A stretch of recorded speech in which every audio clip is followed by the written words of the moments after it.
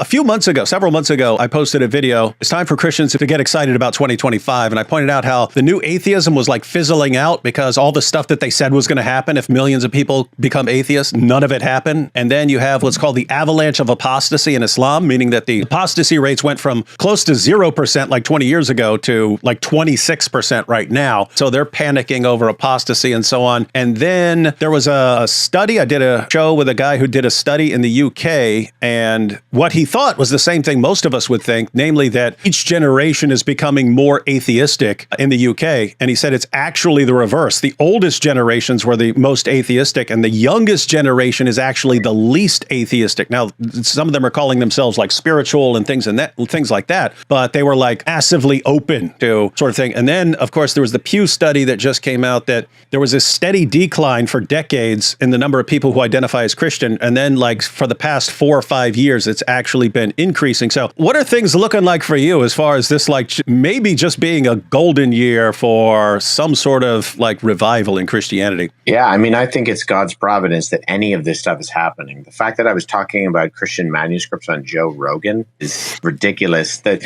Andrew Schultz was asking me about Bible discrepancies, like what is happening?